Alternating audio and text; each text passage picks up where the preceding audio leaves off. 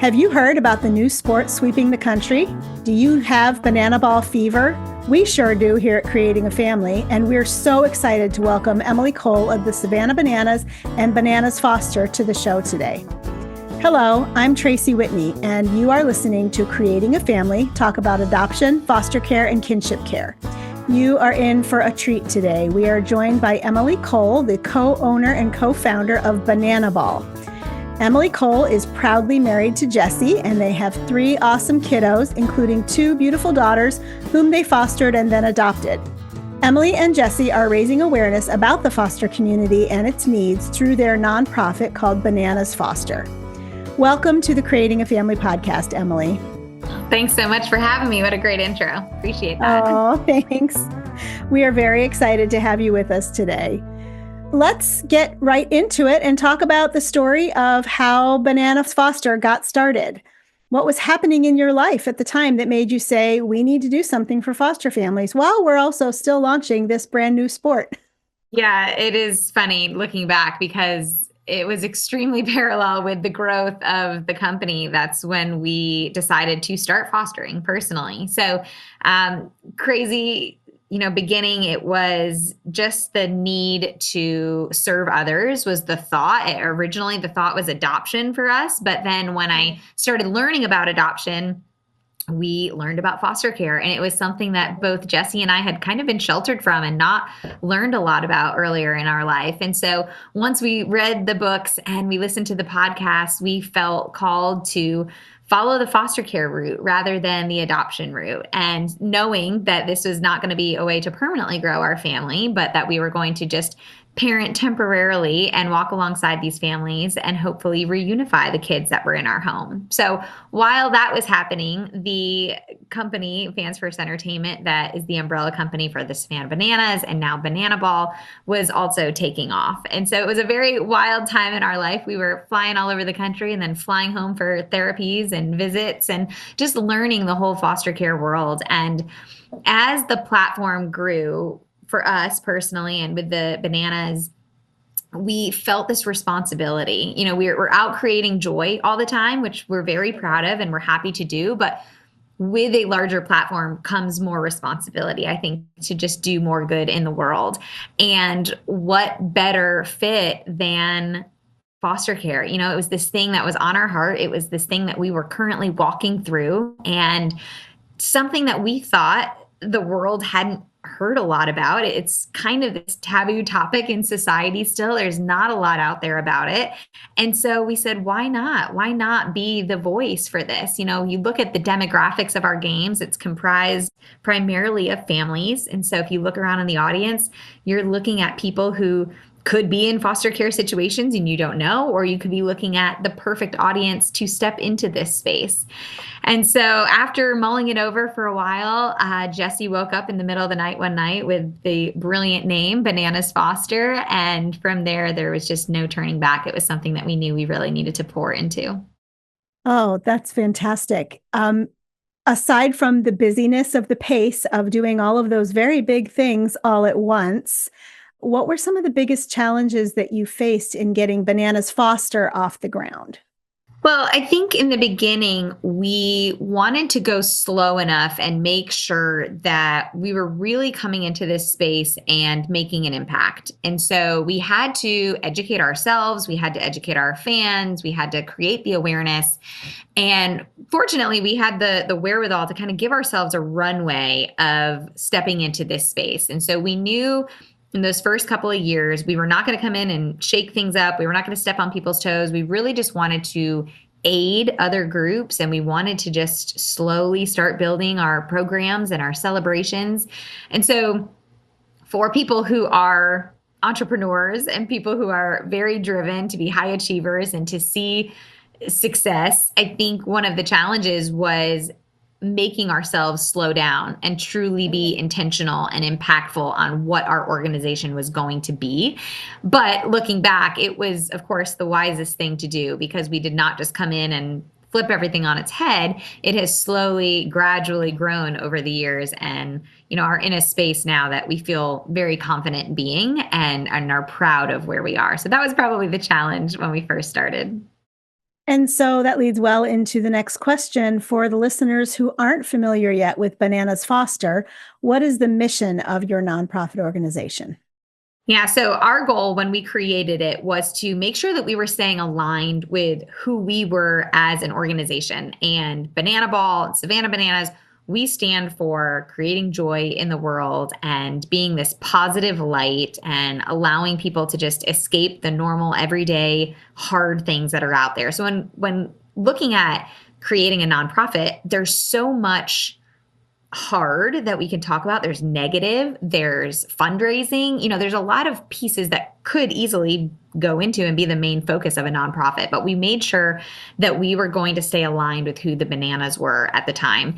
And so we wanted to make sure it was mostly a positive outlook. And so our first program that we started was all about just celebrating the people who are already in the foster care world doing amazing things. So that's our biggest focus right now, is celebrating people who are already making an impact, that are everyday heroes that most of the world has not heard about, right? And then beyond that, we are, of course, creating awareness and inspiring others to get involved. That's the whole mission of who we are and where we want to go. So the celebratory part is the biggest piece of it. And that is something that we are so honored to do every single game that we have, every single Banana Ball game. We've, of course, grown now, and we're not just the Savannah Bananas. We now have a league. There are 6 teams. And so at every single Banana Ball game, we celebrate a local person or family who has made an incredible impact on the foster care world. Sometimes we're bringing people out onto the field who have been doing this for 40 years, and what a thankless job normally, and we are putting the spotlight on them in front of sometimes stadiums of 70,000 people, and we're taking a moment to say, look what this person in your community is doing, and can we celebrate this person and recognize that they're doing something that most of us are not even aware is happening. And so that's the biggest focus for Bananas Foster. And of course, because of that, now we are bringing attention to this space, but we're doing it in a positive, celebratory way. And so people are in the audience saying, that's something I could do, rather than the scare tactic of going in and saying, oh, the numbers are so bad, the stories are so horrible, you need to get involved, we need more fundraising dollars. Our goal is to shine a light on the positive and attract people who want to be involved because of that. And so when you're working with these families and you're finding ways to celebrate them, I would imagine that you're also hearing about some of the needs that they are experiencing in their everyday life. What are some of those needs that you're hearing about? Yeah, of course. I mean, we've been very fortunate to get to know hundreds of families now. And one of our new goals and our new missions is to create a database of organizations that are already making an impact. Again, not trying to step on anybody's toes, but we see ourselves as connectors. We are using our platform and we are shouting from the rooftops about the things that are going on in the foster care space, but we're hearing about it from people who are in that space. And we're just trying to connect the needs with a big audience that we are fortunate to have kind of at our fingertips. And so, yes, it's everything from, monetary donations to things like goods and filling foster care closets, because of course, when you get a call in the middle of the night for a newborn and you haven't had a newborn in your home for a decade, you're not prepared.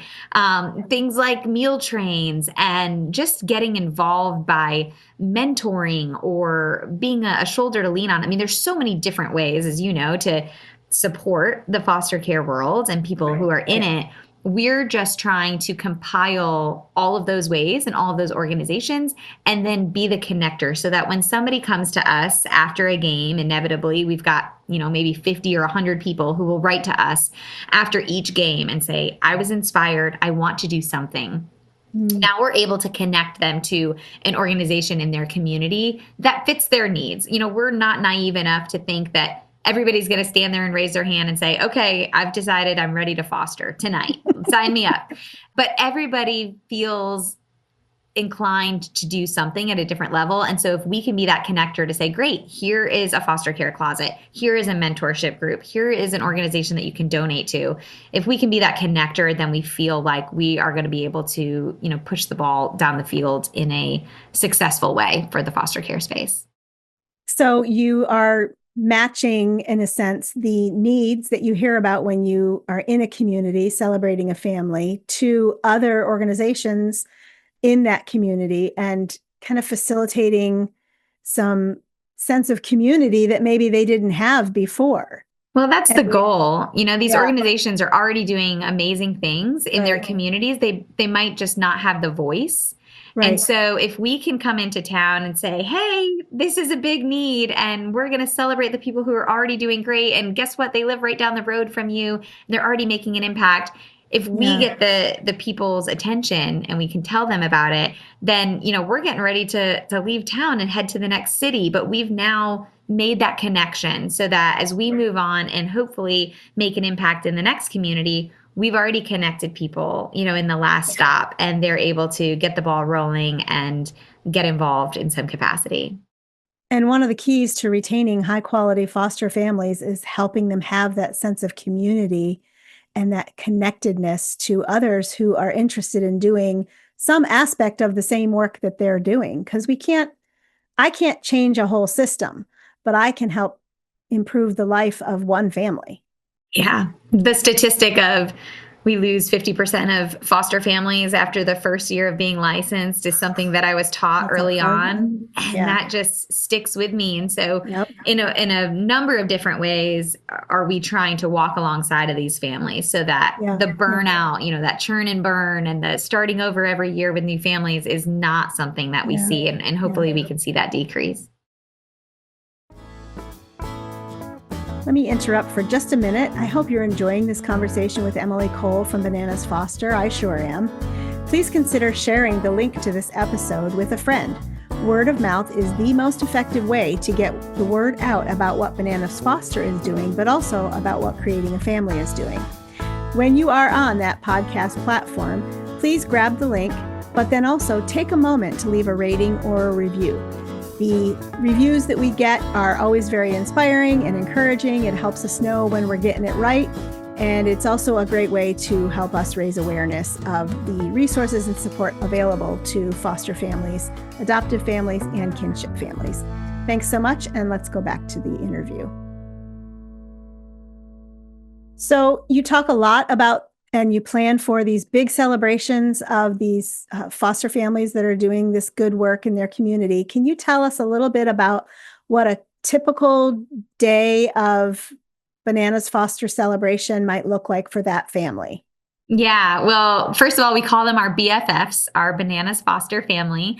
And so Awesome. the first thing that we do is we actually invite them to a Facebook group that we have created of all of our past Bananas Foster families. So all of our BFFs are in this group and they're able to cheer on the families who are coming up, the ones who are on deck, the ones who have their celebration in the next couple of weeks. So they have an expectation and an understanding already from these families who are now community members walking alongside of them. But once the day actually arrives, they're basically just treated like our VIBs, our very important bananas of the game.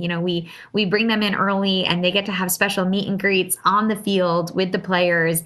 And for most instances, it's families or especially children who have never been in a situation like this. And they're down on the field and they're getting autographs and they're making TikTok dances with these superstar athletes. And they're just made to feel like normal kids in a situation that is probably not normal for them. We might take those things for granted, but so many of these kids do not get to go to big stadiums and touch the grass and be on the field with the starting shortstop and be made to feel like they're the most important person in the stadium. So it really just starts with that connectivity and that exclusiveness and making them feel special for maybe once in their life.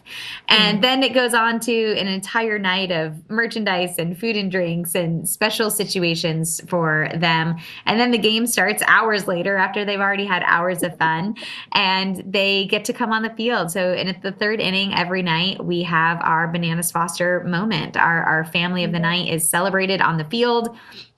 once we tell the crowd a little bit about their story, of course, we have to be respectful of things that we are not able to say publicly, but we're always able to shine a light on them in a positive way. And so they run out onto the field with us, and the teams come around them, and we do a big group hug, and inevitably the whole stadium ends up giving them a standing ovation and crying. And it's just a very celebratory moment for them. And then they get to enjoy the rest of the game, either from the dugout or from their seats. And it's just a really special experience for them as a family. And normally these families are going through really hard things, even if they have, children who have been with them for a long time or whatever, there's always going to be trauma. There's always going to be so many extra appointments and court dates and visits, and there's just hard things. And so our goal is to just give them a night, a day, really, where they can just be a family and they can just celebrate and have joy together. So that's our goal. That's what a BFF day in the life looks like. And I'm seeing, as I follow you guys on social media, so many more of the celebrities local to that town where you're visiting kind of get in on the action, whether it's that town's sports team. Like I'm a Philly girl. Yes. So we noticed when you guys were here in September that there was some Phillies on the field enjoying the excitement. What kind of local partnerships do you have going into those cities? Do you work with churches or other faith groups? Do you work with other nonprofits to kind of pave the way and get the day kind of set up and rolling?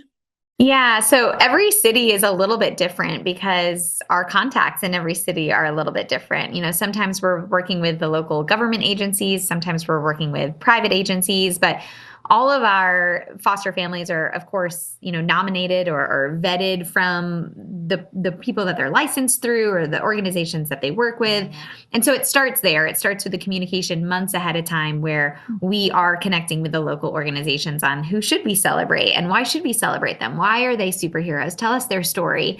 And so it starts then, and the conversation just continues, and it's based on how much each community wants to get involved. I mean, is what you were talking about. There are often celebrities who come in and they say, hey, Banana Ball is awesome. And yes, I want a chance to play, or I want a chance to perform on the field, or whatever it might be. But I also have a heart for children, or I grew up in foster care, or, whatever the connection is, and they want to do something special. So again, depends on the situation, the city, the celebrity, the community, but there's always something or somebody who will go above and beyond to make it an extra special day for these families. And each one has a unique experience, which I think is special too. Yeah. I love watching the celebration videos. They just don't get old for me at all. Me either. They're all so special. Yeah. So looking ahead to the future of Bananas Foster, do you have specific goals or dreams that we're going to start to see play out in the future of the Bananas Foster organization? Yeah, when we first started, it was how do we elevate the awareness of foster care to the point where there is not a child waiting for a home. And it's a big goal. That's a big, grandiose thought and plan. But we feel like we are equipped to be part of the change here. Again, we are so fortunate to have the following and the fandom that we do with our fans. We've got 4 million people on a wait list right now trying to get tickets for next year.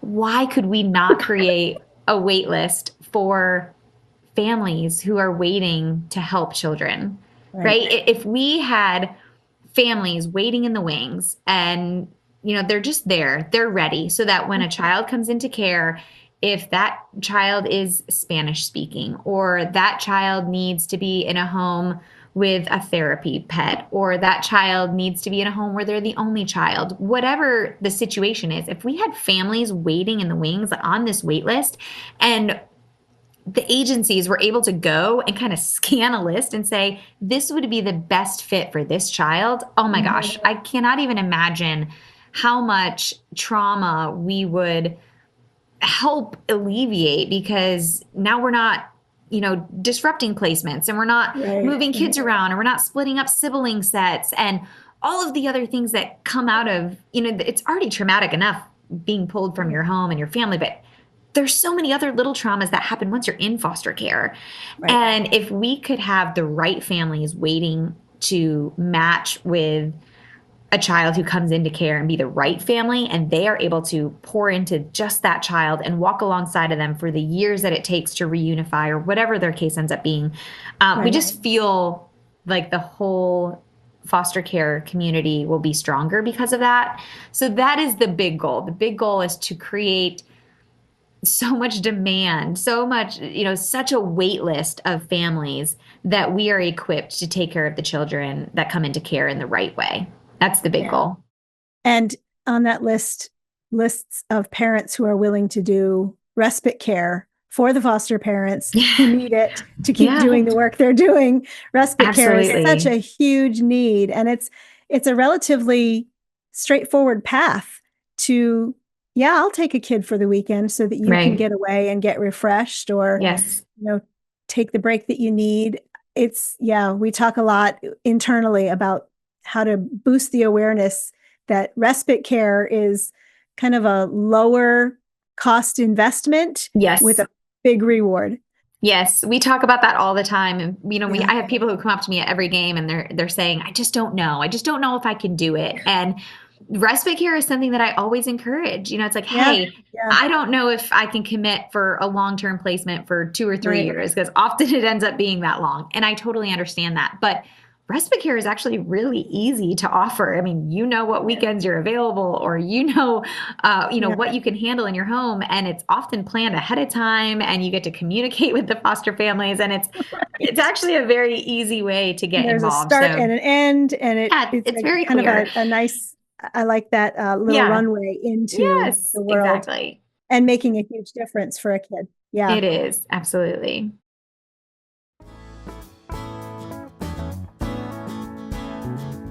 I want to break in one more time and say thank you to the Jockey Being Family Foundation. They are partnering with us to offer you 15 free courses at bit.ly/JBF support. That's bit.ly/JBF support. These courses are all designed to strengthen your family and support you as you are raising kids through the foster system, through adoption, or through relative care. You can explore topics like helping kids regulate big emotions, how to talk to kids about adoption, and how adoption or fostering impacts the kids already in your home. Again, the link is bit.ly/JBF support. And thanks so much for listening. Let's go back to our interview now.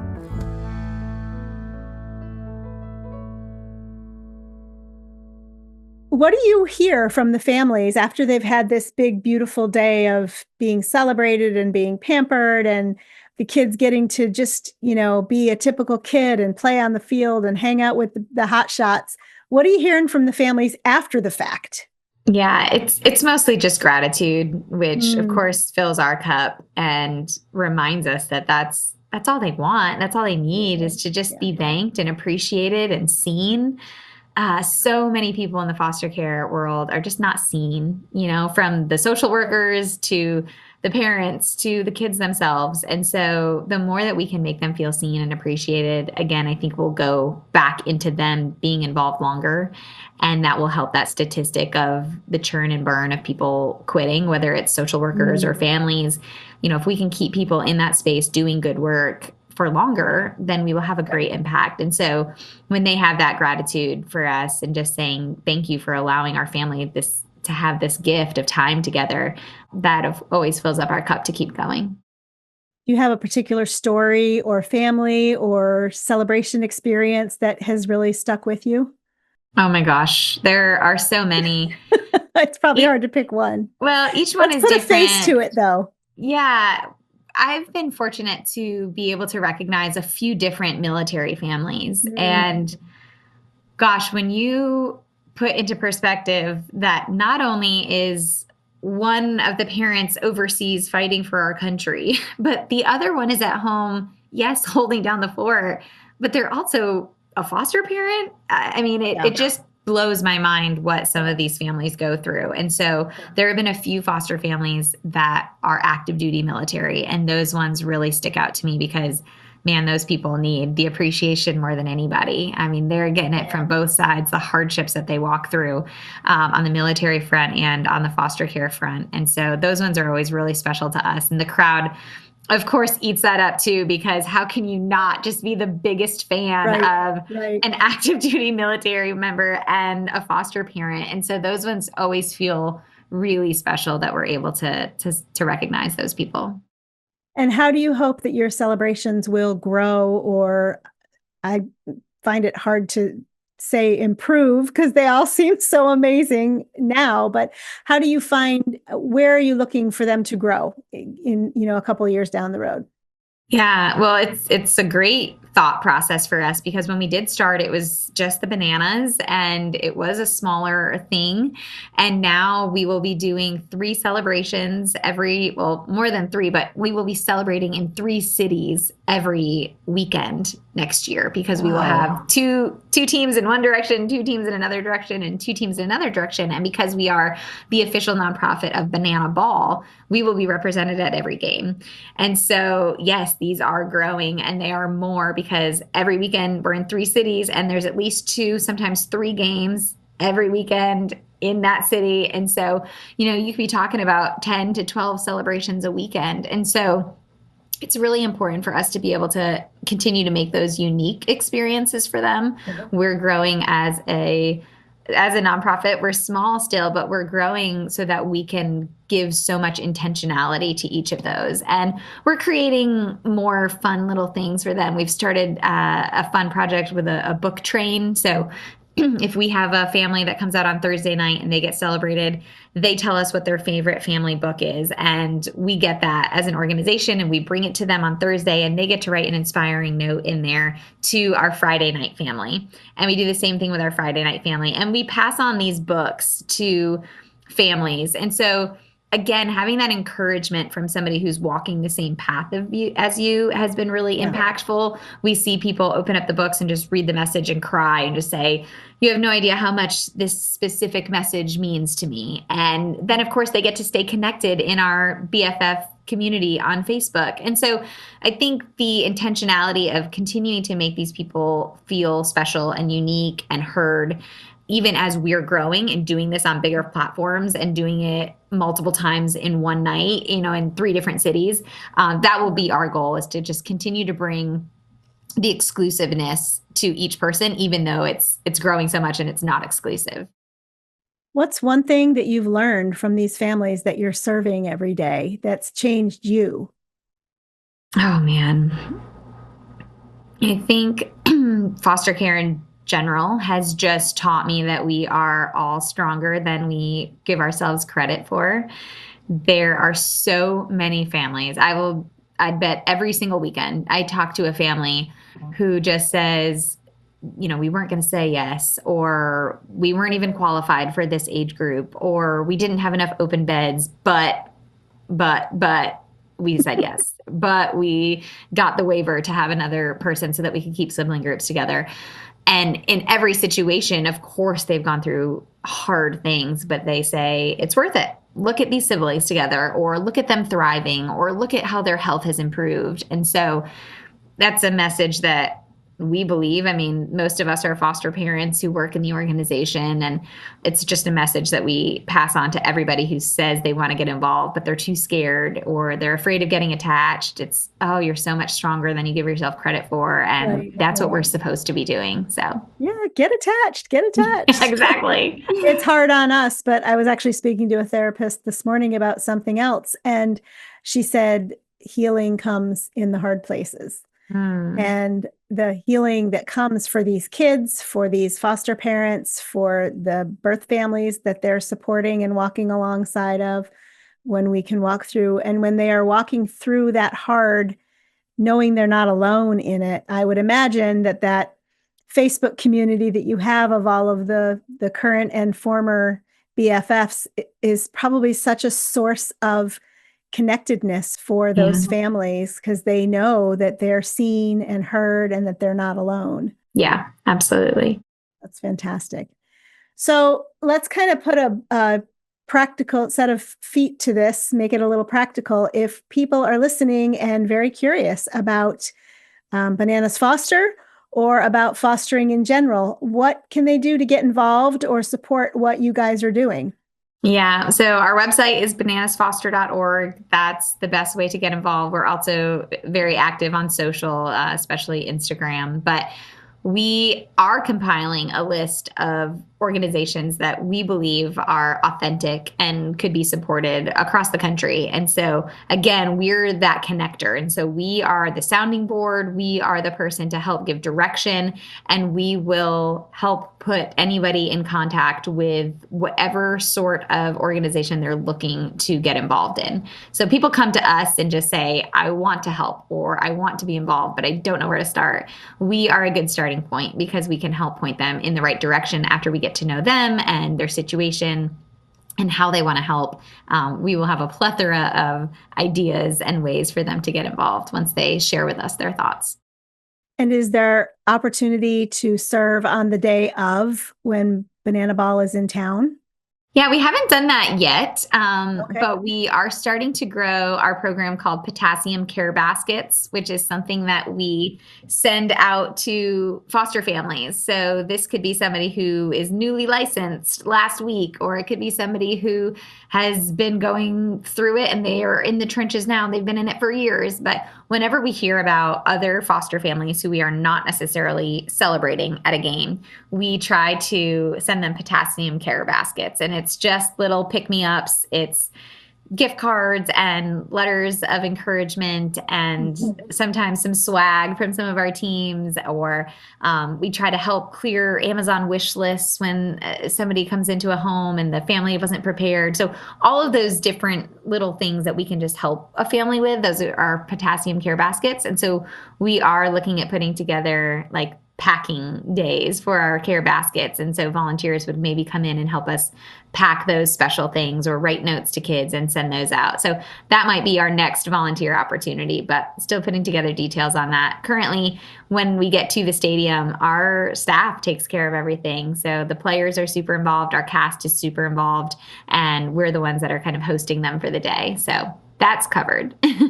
That's awesome. Well, we are proud to be partners with Bananas Foster and the raising awareness of and the celebrations of foster families in the communities where Banana Ball gets played. If you are interested in learning more about how to get involved, go to bananasfoster.org and check out their website and keep an eye open for opportunities to volunteer if they're coming through your town or whatever else you can do. Emily, thank you for your time. Thank you for your enthusiasm. And as co-laborers in this field of supporting and strengthening foster families, thank you for everything that you guys do to raise awareness and to support these families. Oh, thank you so much for what you're doing. It takes a village. Yep. Glad to be part of the village with you. Absolutely.